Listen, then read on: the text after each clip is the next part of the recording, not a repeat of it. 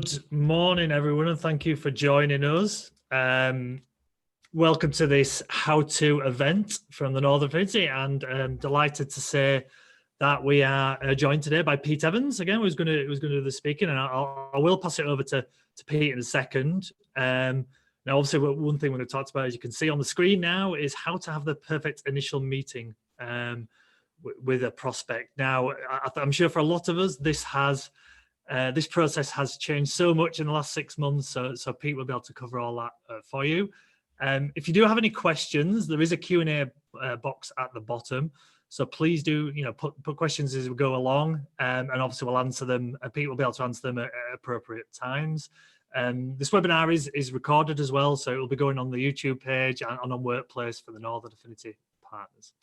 So I don't want to take any more time up, so I will pass you over to Pete, and he can introduce himself and start the process.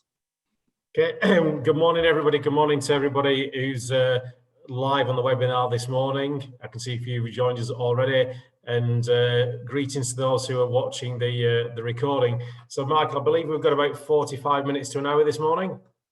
That's right. And in light of the sort of the changes we've all seen in the last 6 months, having to sell sort of screen to screen, I've adapted some of the content this morning. So, like Michael said, if you've got any questions, we go along, put them in the chat facility. Good morning, Karen, or the Q&A, and I will attempt to answer them at the end. I think there should be plenty of time for that. So, first of all, I just want to show you this morning's agenda. So, I think in light of the changes and running a really great meeting with a prospect, I wanted to talk about some of the challenges that we've seen and experienced ourselves, and things that we're dealing with our clients in terms of some of the tech hacks as well. In terms, there are some clear guidance about how you can use technology to sell. I'm going to talk about some meeting etiquette, selling screen to screen, some do's and don'ts. And then I want to move on to what are some of the key factors that can get in the way in terms of a successful first meeting.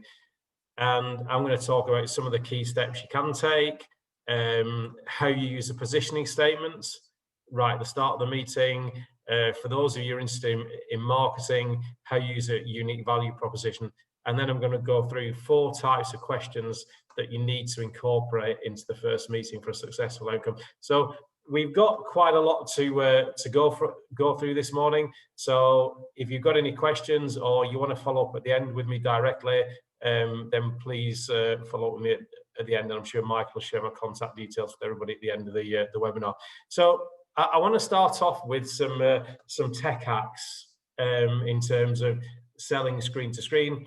And the first thing you'll notice on the picture here of this lady on the screen, the lighting isn't very good on the screen. So that's the first mistake we see people make, is if you're going to have a meeting with somebody virtually, get your lighting right and actually invest in some appropriate lighting. I can see, for example, Michael is in a very well lit room there, and I can see him very clearly.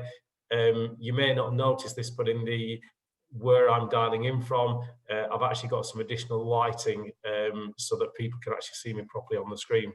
Well, I'm the same actually, Pete. So I've got a USB light that kind of fixes in the back of my computer and goes on top. So it's a bit like it just adds a little bit of bit more further light, and it does look a lot better, yeah. I have to say. Fantastic. So the first thing is position your webcam, lighting, get your lighting right. So you can see here with this gentleman here, his lighting's not quite right on the screen, but look what a difference having the correct lighting makes to how he comes across. So get your lighting right. That's very clear. The third thing here is about sound.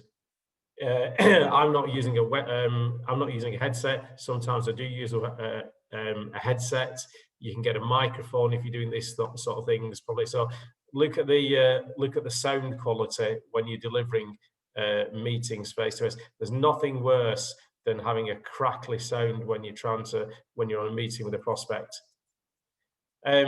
Background and set design. think about the set design or virtual background. You can see behind me, I've got our virtual background, so you can't see whether my office is messy or not, what I've got behind me. Michael, you look very professional there. I can't see any dirty cups or bits of breakfast on the table. But again, think about the set design. If you don't want to have your company logo, there's some great images that you can download. So think about your set design. You can see with this person there, they've got a green screen. Green screens are not expensive. I've got a pull-up one, which I bought, which I can take down. But again, having a green screen behind you helps with the quality of the image as well, as you can see there. So some other tech hacks. Everybody's using Wi-Fi these days. People are working from home. If you want to ensure the quality of your connection, look at hardwire Ethernet cable. Some of these things may seem quite simple, but if you're on a meeting with a prospect and suddenly your internet goes down, it doesn't look very professional. Here's a great tip that I've learned over the last few months, particularly if you're using Zoom. Zoom has a nasty habit of doing some updates, and if you're in the middle of a prospect meeting and Zoom decides to crash, I always update my my laptop and switch it on and off if I've got a really important webinar or an important call. And Michael, just to reassure you, I did actually switch my laptop on and off 10 minutes before joining this. So I think that's really, really important. So good tip there. If you do get sometimes you get audio lag, get the relevant app on your phone so you can dial in as well and use it as a backup. Some people might have a desktop and a laptop. I've got a laptop, I've got my smartphone, and I've got my iPad. So I do have some backup if my laptop happens to crash. Some people have two separate screens. I don't, but again, you can play around. The other thing, if you do got two separate screens and you're looking at the content, make sure that you don't suddenly look away when you're on a call with a prospect, because it's very disconcerting. And avoid moving and scrolling too quickly. So some tech hacks there, which I wanted to share with you. But what I'm going to move on to now, and the other last thing is make sure you practice and you prepare. That's really, really essential. Make sure you feel really comfortable with the various pieces of technology that you've got to use these days.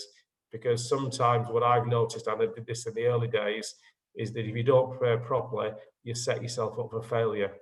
And remember that when you're speaking to a prospect, it's a bit like the shop window. They are taking into account how you come across and how professional you are. So let's look at some meeting etiquette. Please, I can't emphasize this enough. Turn your webcam on when you're having a meeting with a prospect. And here's something that really unnerves me these days is when your customer or prospect doesn't turn the webcam on. And there's a way of doing this. Sometimes what I'll say is, are you having some challenges turning the camera on? Can I help you turn the camera? Actually, you'll be amazed how many people don't know where the button is on their laptop to turn the camera on. And even I've done that as well. Okay, so that's the first thing. Make sure you've got your webcam on. Okay. The other thing as well is, and I noticed that Sarah Bradley put a post on about dress code. Make sure you are dressed appropriately for the meeting and what you feel comfortable in. Please, no replica sports tops, Michael, in professional meetings. You've seen me then, have you, Pete? I have, yes, yeah. And the other thing is, I had somebody try to sell to me, and I commented on Sarah Bradley's post this morning, who turned up in a sports top, and they also had a sports cap on. Lost complete credibility. So remember, think about when you're on a meeting with a prospect, would you dress like that if you were meeting them face to face? If there's any noise around you, make sure you can mute it out. Don't have your phone switched on. Make sure your desktop, so if you're going to share your screen, make sure you close everything down except the things that you're going to share with the prospect or the client. That's really important. I've said dress appropriately. Turn off your phone or put it on silent, turn off notifications. If you're presenting confidential information, make sure you are in a private environment. That's really key. Sometimes we will record meetings with prospects for our own learning and development. Please ask permission. Not everybody's comfortable with having a recording, so that's crucial. And this may sound a bit strange. Do not eat in front of your customers and prospects. I think it's okay to have a drink and a bottle of water, but don't eat in front of your customers and prospects. It's really unprofessional. And the last thing is look into the webcam. Okay. And one thing that isn't on the screen in terms of meeting etiquette, but be very careful not to knock your laptop and the screen, because what will happen is you'll begin to look like this and you'll disappear. Okay, so just make sure that you've got your camera at the right angle so people can actually see you. So, any questions so far? I'm happy to move on. Any questions, Michael? None so far, Pete. All good, I think. So, what can get in the way of you having a successful first meeting? Your mindset. Now, you recall in the last how-to webinar a couple of weeks ago, I talked a lot about mindset. Okay, and I think that's really important. It is a mindset issue. Okay, lack of preparation.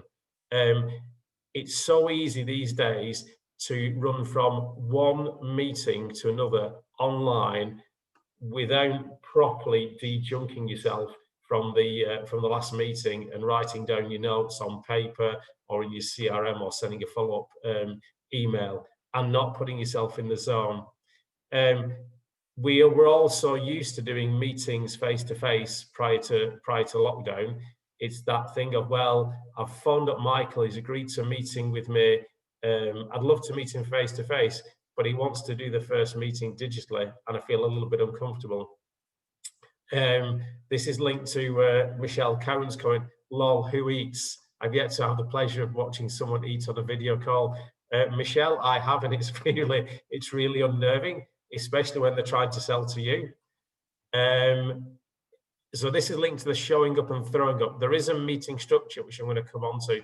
It's so tempting when Michael has agreed to a meeting with you as a prospect and you're really excited and you think that, you know, if he does business with you, it's going to be life-changing for your business. And suddenly what I mean by show up and throw up is you just arrive on the call and say, Michael, here's my pre-prepared slide deck and I'm going to tell you all about our business, and you don't ask Michael any questions. And this is linked to having too much focus on what we can do as a business rather than taking the opportunity, as you'll see in a few moments, to ask Michael some great questions about his business, his challenges, and how we might be able to help them. Lack of great questions. I'm going to show you a questioning technique which we call S.T.A.R, and I'll give you some examples, and if you want more information on that, then please reach out to us. Poor meeting structure. It's a bit of a chat and there's no outcomes, no meeting agenda, and poor time management. Particularly these days with a lot of these meetings taking place screen to screen, if your meeting's going to be an hour, keep to the time, the agenda, and don't let it run on. So these are some things that can get in the way. So how can we flip this and how can we make it successful? So you've got the meeting and it's a screen-to-screen meeting using Zoom, Microsoft Teams, or whatever platform that you're using. The first thing is when you jump onto a call is you've got to spend just maybe 60 seconds building rapport with people. That's really important, because if you were going to meet somebody face to face and you were going to their office, or you were perhaps meeting them in Starbucks, or they were coming to your office, you've got an office, you've always got that thing where somebody might offer you a drink, you might offer them a drink. That's an opportunity to build rapport. You can't do that when you're on a virtual meeting, but what you can do is just ask them some questions just to break the ice. Don't just launch in there as well. set the agenda. It's really, really important to set the agenda. And sometimes I will have my agenda written out in front of me. Sometimes I might share the screen and say, look, this is the agenda this morning, but clarify what your objectives are for the meeting as well with the client, what their expectations are, what you're hoping to get out with it. Then it's how you position yourself as a business. And I'm going to talk about how you the types of things you can put into a positioning statement. Tell them about unique value proposition. You've got to ask for permission to ask questions. Never make an assumption and just launch into it. Always ask permission to ask questions. Okay, and it's about asking the right questions and enough questions as well. You know, this is an opportunity. It's called we call it a discovery call. It's not your opportunity to tell them about how good you are. There's an opportunity right at the start of the meeting to position yourself, but there's a reason they've agreed to the meeting. And I'm not sure they've got any of our marketing or website gurus on the call today, but I'm pretty certain if I have a meeting with Michael as a prospect, he will have already done his research on our business and he's probably connected with me on LinkedIn. So you don't need to show up and throw up. So build a rapport, set the agenda, position yourself, talk about unique value proposition, and then permission to ask questions, okay? And asking the right questions and enough questions at the start. Some good points from Michael about Calendly. There's a break between meetings, and it is hard to go from back-to-back meetings. It's very tough. The point I wanted to make on this piece, I've done it myself. I've had like 3 Zoom calls back to back, and I find myself saying things like, as I mentioned earlier, and then I can't remember if I actually was in this meeting or the one before. So something like Calendly, and I know there's other options, can allow you to have breaks. So I've set it with a 15-minute gap so people can't book into my diary. So worst case scenario, I can have 15 minutes just to kind of reset, I guess, between meetings. And I think, Michael, you also get mentally tired. I think Agreed. Just having that opportunity, just have a break, get 10 or 15 minutes of fresh air, go for a walk, you can recharge your batteries. It's a very different sort of fatigue to meeting fatigue when you're meeting face to face. Yeah, I agree completely. It's the opportunity to get up and just have a bit of fresh air when you're meeting somebody face to face. So let's look at positioning statements. Okay, how do you position yourself right at the start of the meeting? Okay, and Francis, I will pick up on your comment when I've just finished this slide, if that's okay. If that's okay with you. So right at the start of the meeting, after we built some rapport with people, with the person or the people that I'm meeting with virtually, I've gone through the agenda. I will ask right at the start. So, for example, Michael, what do you know about S.T.A.R? So I'll be asking, I'll be gauging how much research he's done, and then what I'll do when Michael's told me what he knows about our business, I will then say to Michael, I'll have a positioning statement, okay? And the positioning statement is all about the target audience. Now, if Michael is the MD, my positioning statement will include the word managing director.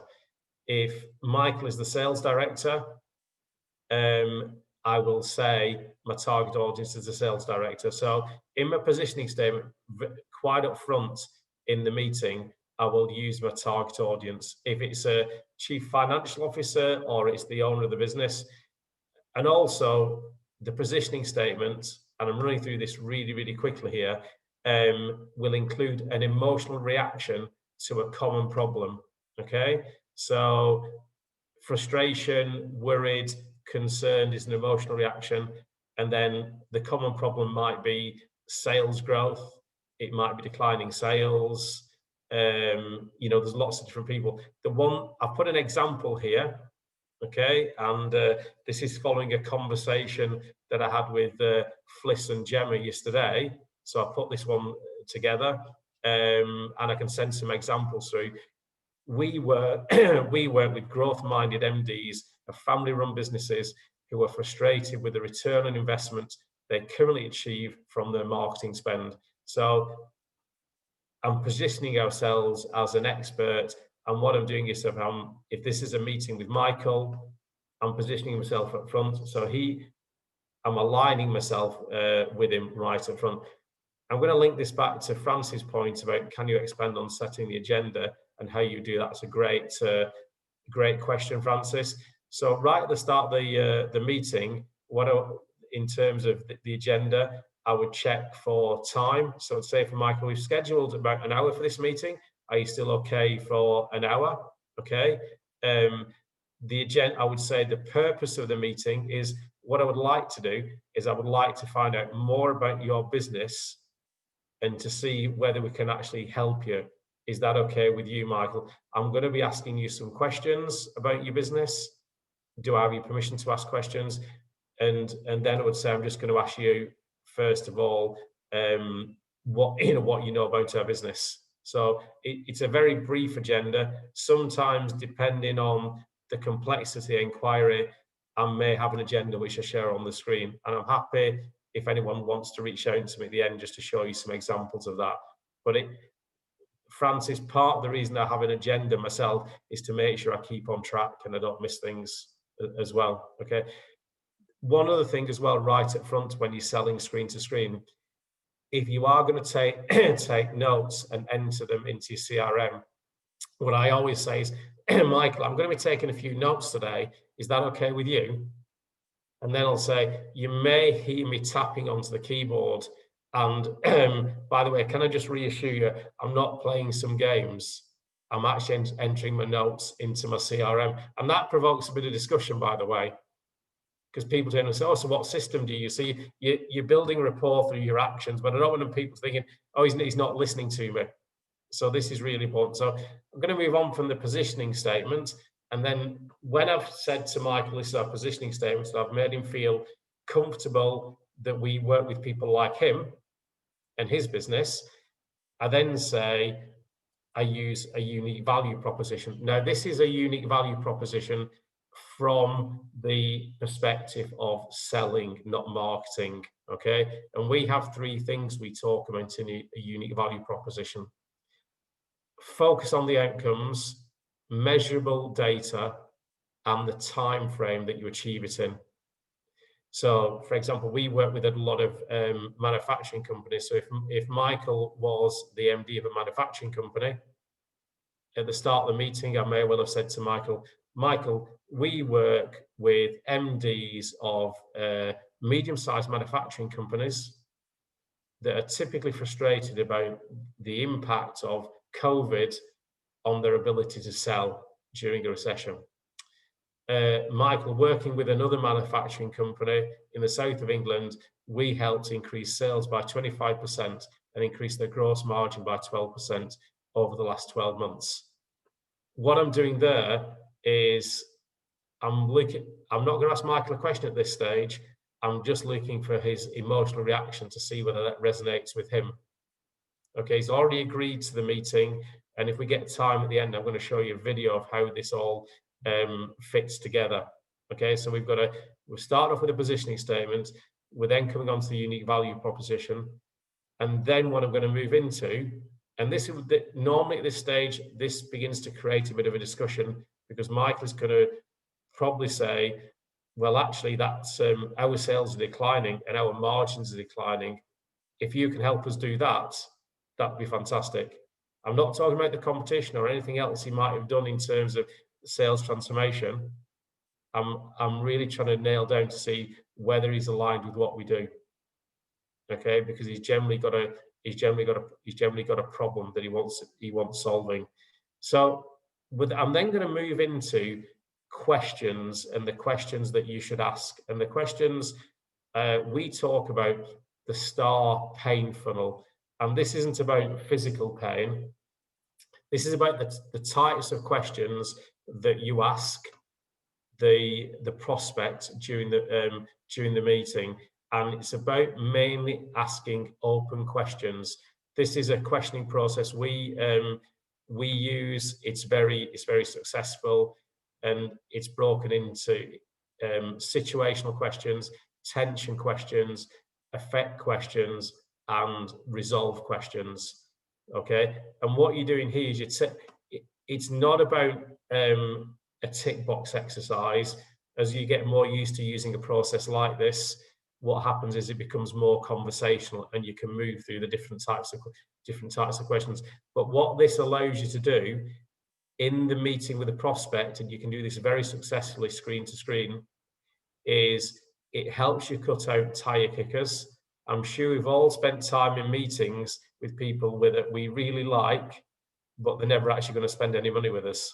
Okay, so this is a way of actually qualifying somebody in and out of your sales process a lot quicker. Okay, and I'm going to go into some more detail in terms of the different types of questions. So situational questions, these are used to qualify prospects and collect facts or data. These are factual questions, and they typically consist of open questions. So I've got on the next slide some examples.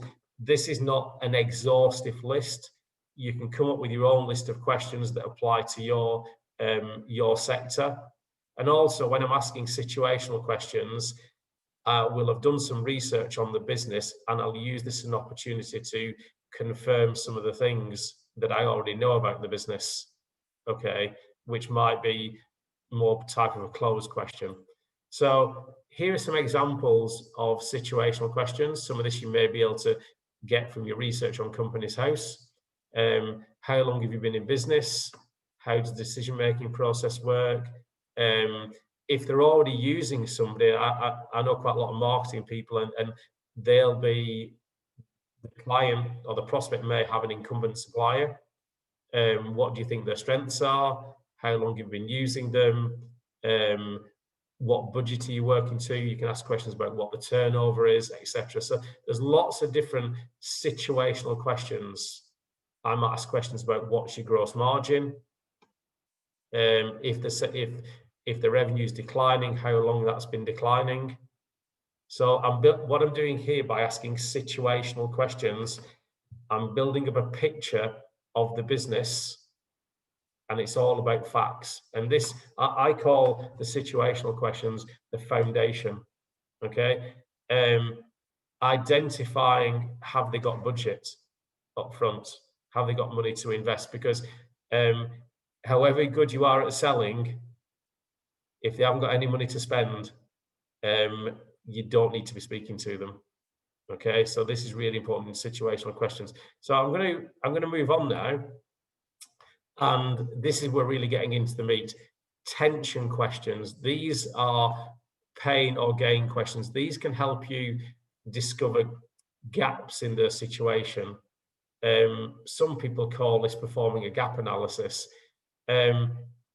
If you can't create any tension, and I call tension making the prospect feel a little bit uncomfortable and sharing some insights with them, and it's about challenging them. I feel that the worst prospects, the happiest prospects, where there isn't actually any pain, because there's no motivation to change. You're not creating any compelling reason for them to buy for you. They will always have happy ears. It's when you make people feel a bit uncomfortable about what they've done or what they're not doing, that you create a compelling reason for somebody to buy off you. And with most people that you're selling to or having an initial meeting or a discovery meeting, you'll be able to create a compelling reason for somebody to buy. So I'm going to show on the next slide some examples of tension questions. Okay, so in a perfect world, what would you change? Or what are the three most critical things impacting your business? Of these three things you listed, which is the one that keeps you up at night? Why is that? I might ask somebody, for example, so Michael, you said that margins have declined by 15% in the last 12 months. Why have you been allowing your sales force to do that? how much longer can you allow that to carry on? You know, that's really, really important. So you can think of different tension questions that you can ask people, and this is to make them see again what the emotional reaction is. I just want to answer Karen's question. Great question. The issue of budgets can be a tricky one. Oh, hang on, it's gone. How do we avoid people thinking we're just trying to raise our own pricing to fit their budget and thus lose trust in us at that point? Great question, Karen.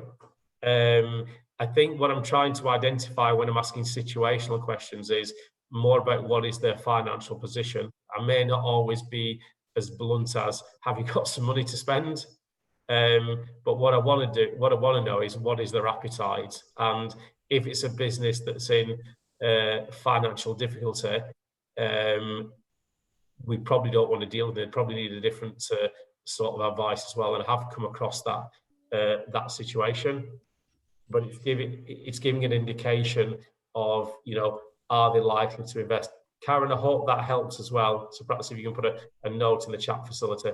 So once we've established the tension questions, we're then going to move on to, and here's some we're then going to move on to the effect questions. So effect questions actually magnify the pain and greatly increase buying motivation. They go far beyond the tension questions, and which only discuss the problems. The effect questions, or we might call these implication questions, they determine the effect, the implications, consequences, perhaps ramifications, and impact both on the business and emotionally on the individual as well that you're speaking to. So this is about the impact and the implications. So as an example, let's say, for example, I'm selling marketing services, and I'm selling to Michael, and he's told me about, you know, the declining number of leads that his salespeople are getting, the fact that his competitors seem to be winning more business. I might say to Michael, so Michael, you've told me that, you know, this has been going on for 12 months. Sales are declining. You know, I can see from Companies House that you own 90% of the shares in the company. What's the impact, Michael, on you if sales continue to decline? If your salespeople don't continue to have enough leads. So all the time I'm making him feel some emotional connection with not taking any action. Okay, how much longer can you allow this to carry on? You said, Michael, that 3 of your salespeople, your top 3 salespeople, have left because you haven't got enough leads being generated by your website. What's the consequences to that? So this is, you're doing it in a softer way, but you're getting Michael to speak. And so this is really, really important. So digging deep here and making people feel, you know, have some feeling about it, and you're creating buyer motivation here at this point. So let's look at some examples of effect questions. What's the impact on your business? What's the cost of your downtime? What does that work out to be over a year? Again, what you can do is you can quantify it. If you can quantify it, and this is linked back to the situation. So, Michael, you said that you know, because you used to be getting 100 leads a month from your website, and now you're only getting 20, and you said that your conversion rate in the past of these leads, of 100 leads, you'd probably turn those into 10 clients. So if you're only getting 20 leads a month and your conversion rate is 1 in 10, that means that you've dropped from getting 10 new clients a month to 2 new clients a month. And you said that your average customer spend in the first year is £10,000. So what you're saying is your new business revenue has dropped from 100,000 a month to 20,000 a month. How much longer can you? So that if I'm correct, how much is that over a year? Yeah. You're making me then think about, like I said, the consequences of not sorting it, and and what probably I'm not going to do is do nothing at that stage. Yeah. So if you can quantify it financially, then you're getting them to sort of think about it as well. So again, it's just getting comfortable with some of these questions. And sometimes what I've found dealing with smaller business owners as well is they feel uncomfortable having this sort of conversation. But what you're doing is you're differentiating yourself from the competition. You're putting a financial implication on it as well. Because generally when somebody reaches out to you to have a meeting, they've generally got some pain points. And if you can clarify where the pain points are, you'll get much higher levels of trust as well.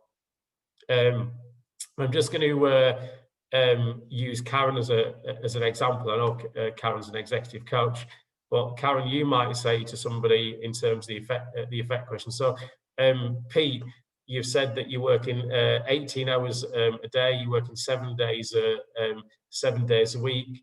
You've said that your executive team, that they all seem to roll in at 9:30 and go at 4:30. You've not taken any dividends out of the business for 9 months. You seem to be suffering from lack of clarity. Pete, what's the implications for you and your family if you allow that to continue? And that's all that you need to say, and just get them to talk. What's the impact on your health? So don't be frightened of asking some questions that get some implications for them. So what about resolve?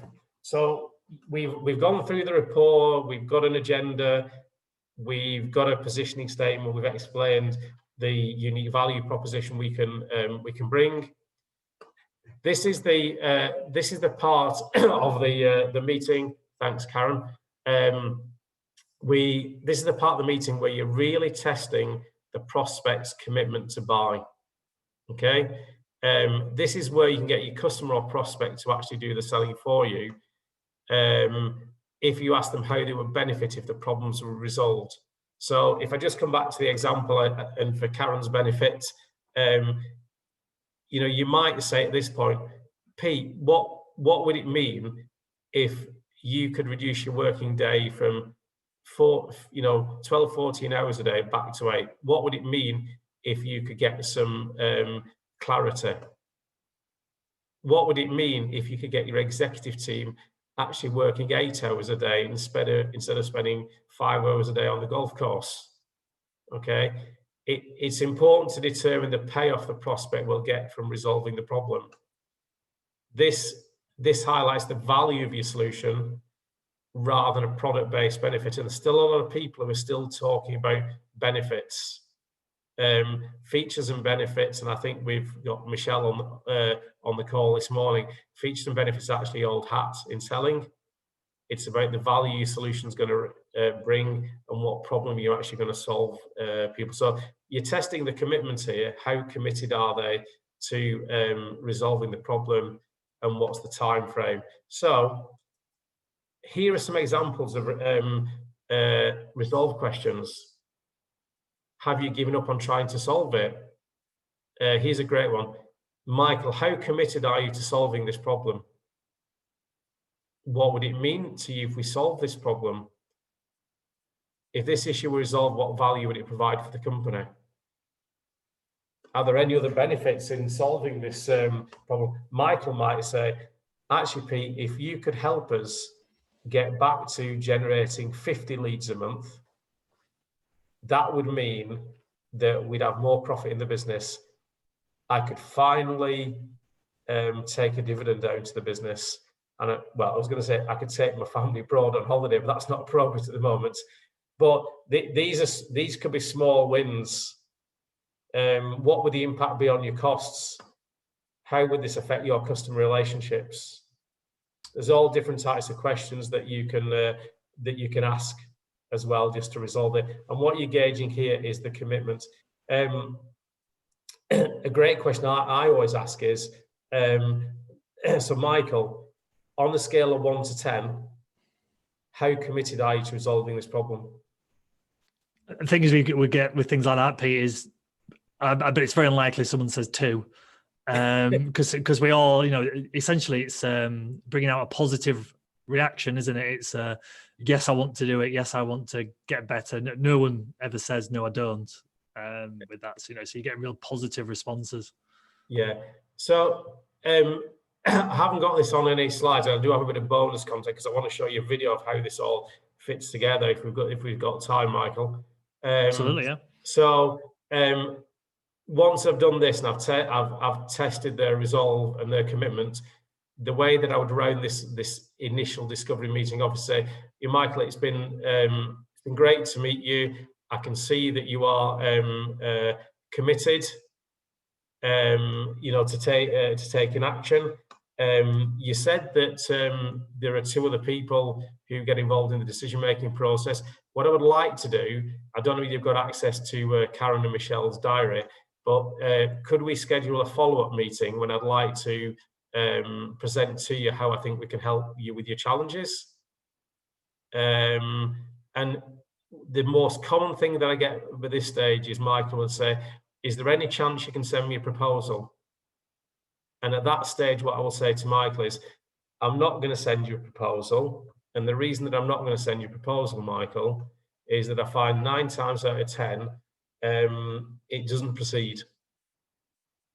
And just out of interest, Michael, you mentioned earlier on that your salespeople are very good at sending out quotations and proposals, but your conversion rate is less than 2%.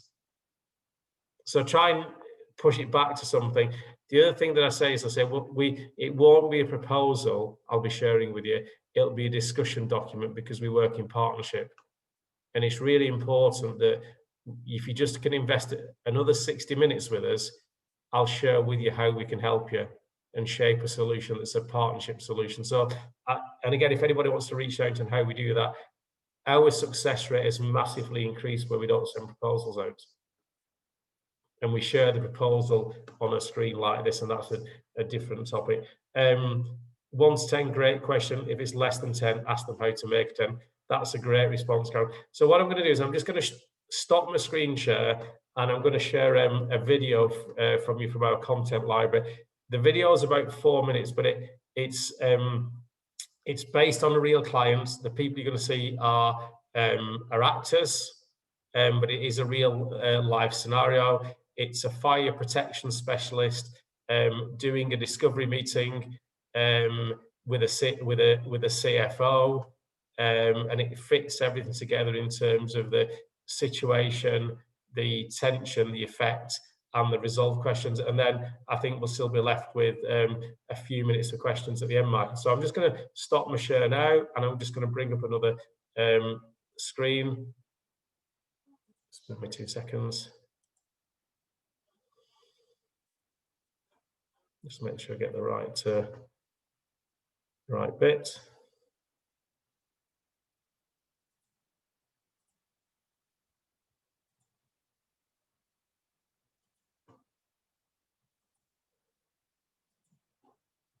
Can everybody see my screen now?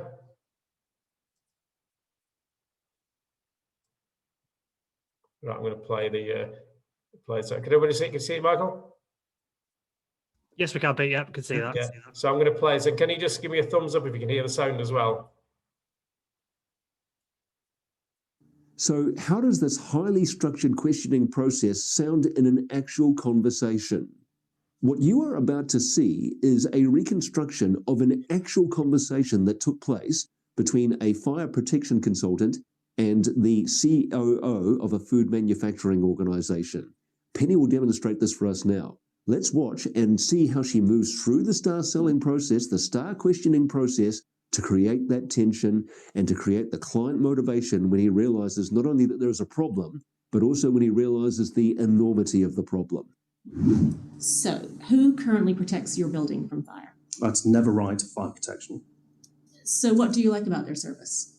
The pricing's good, which is important, and when we call them, they come out promptly, which is excellent. Of course it is, but whenever you call them, how often do you call them? Quite a few times, really.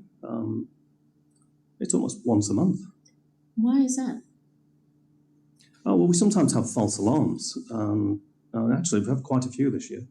How many times would you say they've been out with these false activations? Oh, I can tell you exactly.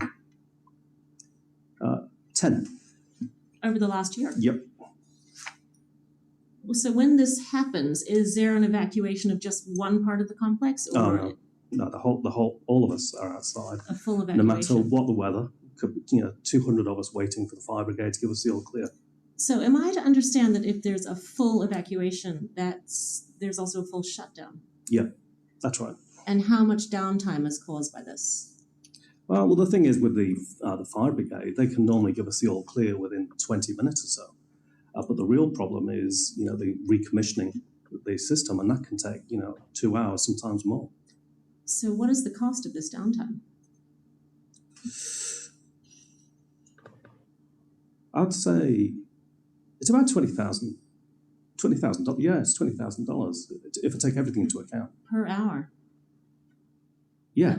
So that is a really high figure. Why is it so high? Well, a large part of the cost is the food wastage, because under regulations, we have to discard the food, of course. So, and am I right in thinking the fire department fines you for these false activations as well? Yeah, well, as you'll know, we get the first 3, which are free, but then after that, every false alarm after that is $1,000. So that's an additional $7,000 per year. Yeah, yep. And your incumbent, do they have to attend each evacuation? You said they had to come out and reset. Yep, they do. Right, so that's what we call reactive maintenance. How much do they charge for this each time? Check. $500 for each call out. Okay, so that's another $5,000 per year. Yeah, yeah. So just to make sure that I fully understand the situation, you're incurring 20 hours of unnecessary downtime per year at a cost of $20,000 per hour. That equates to $400,000. Yep. Then there's $7,000 in fines plus $5,000 in reactive maintenance. So that totals $412,000 per annum. Is that correct? Yeah, that sounds about right. Shit, that's an awful lot of money now that we're breaking it down. How do you feel about such a high cost to your business? Pissed off, actually. How motivated are you to resolve this? Well, very motivated, but how can you guarantee that it wouldn't happen with you as well? Well, let me put it this way. What if we could cut back on these activations by at least 50%? Effectively, that's a saving of around $200,000 a year. Is that still a worthwhile saving? Yes, it is, absolutely. So would you like to explore the solution together? I think I have to. Great. Does the way that Penny conducts her consultative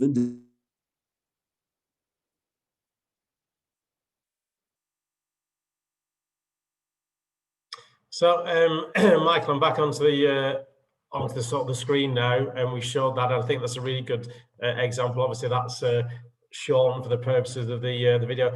I don't think there's anybody who's on here this morning who couldn't apply that to their own business and structure questions like that. And I think it was great, what Penny did there. She really summarised the financial impact. And I've had prospects say to me, they've sworn at me, not at me, but when I've made them realise, what's actually happening in the business. So if you get an emotional reaction like shit, you're generally getting somebody who's going to take some action, and I think that's just important. So Karen has asked a question in the Q&A, and we've got a bit of time for some questions if anybody wants to ask. I love the discussion document approach rather than proposals. Do you get much resistance to this approach, and if so, how do you overcome it? Prospect says they just want you to email them a proposal. Do you have any other examples apart from the one you gave regarding the sales conversion figures? We do get a little bit of resistance, Karen. And what I find is if I'm getting resistance at this stage, it's generally giving me an indication of how they're going to behave as a client, particularly if you revert back to this is a partnership. And you say, and also what I'm gauging is if you've got the really excited about resolving the problem, and you say this is the way that they do things, what you'll find is, particularly if you're in a competitive situation, most of your competition will actually just send out a proposal. If you say actually this will be a discussion document, and we'll collaborate with you online, so I can check. I'll be able to check my understanding of your circumstances. You know, have I listened appropriately on this discovery meeting, and then actually we won't be a cost. We'll be an investment. So what I want you to understand is how we've arrived at the investment figures based on what we know about your business. And most people don't actually understand it. They're just looking to go. I usually joke and say, the first thing you're going to do is show it to your finance director, and they're going to say, that's a shed full of money and you're too expensive. And I say, well, it says, Michael, you've already invested at least 1 hour of your time. You know, would you like to get some value in terms of this investment? So it doesn't work every time, but what I do know is that our conversion rate, when we do it, where we don't send the pros and we share it as a discussion document online, works more effectively. And we very rarely get people we just send a proposal. It tends to get stuck because they make excuses. I would share something with you as well. I had a presentation last week. There are two brothers that own this business. They've had a sales and marketing consultant who's managed to wheedle his way onto the board for 7 years. The sales have declined over the last 7 years. The net profit on a £2.5 million turnover business has declined to less than £10,000. And we got invited to present. They'd already had the discussion documents. He insisted on it, and against better judgment, sent it. 3 members of the board hadn't actually read it. So, so I had to go back and say, the first question was, have any of you read it? And they all said, oh no, we're too busy. 3 of them said that this wasn't an important issue. So, you know, there's lots of things that you can do, and it's just trusting your own judgment. Any other questions? We've got about 5 minutes. One from me, Pete, if that's all right. Sure, so yeah. kind of generally about the questioning techniques and the things that you can answer people. There's probably people who haven't asked many of those kind of, should we say, consequence type questions, which might feel uncomfortable when you first do it. Kind of what tips would you give anyone to kind of get used to asking those questions that they maybe haven't done before? Well, I think one of the great things you can do is to actually practice. So buddy up with somebody and practice it, because it can feel a little strange and uncomfortable because all of us want to be liked. But remember that you're in business, and if you give the prospect a very different experience to your competition, they'll think, actually, I can really trust Michael. Actually, that was a really different experience. You know, he was well prepared. He asked me questions that were relevant to my business. It wasn't the usual, oh, here's a brochure, I'm going to tell you how wonderful we are. And actually gave me confidence that he's working with people like us.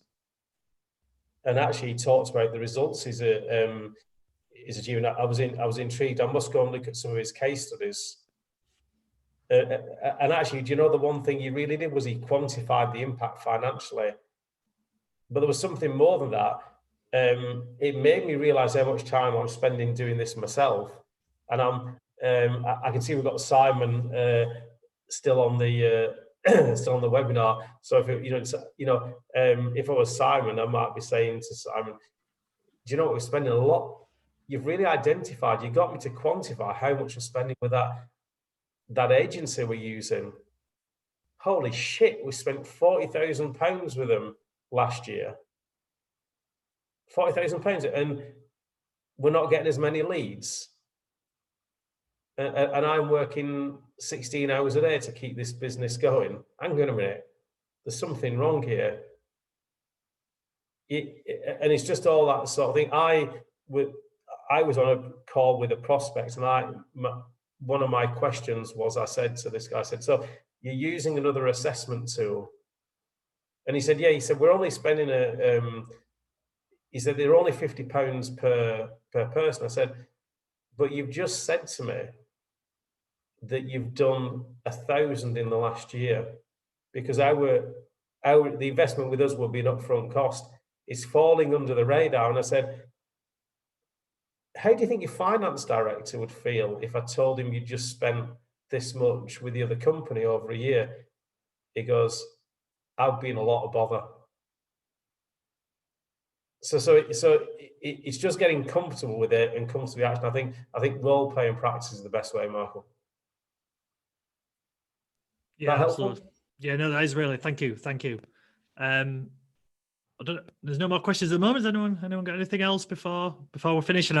I'm sure if you're anything like me, probably something will pop into your head as a question in about half an hour time. So I'm sure. Please do ask some questions if you're in Northern Affinity on the workplace group. More than happy to answer. And for any of you who were not and who are watching the recording, then please reach out to me as well. Thanks, Michelle. Yeah, and all I say is, yeah, thank you to you again, Pete. Great session. I'm sure a lot of people will take a lot from it, whether the people who watched it now or people who are watching it later. So thank you very much, Pete. Yeah, really enjoyed it, and thanks very much for hosting it, Michael. Really enjoyed it. No, so for the guys in Northern Affinity, it's on Workplace. It will be on the YouTube channel a bit later as well. And yeah, thank you, and hopefully see most of you next week at next week's webinar. Yeah. Great stuff. I look forward to next week's webinar and whoever's next. So thank you very much, Michael. Thank you very much, Peter. Thank you, everyone, for coming on. Cheers, then. See you, everyone. Bye.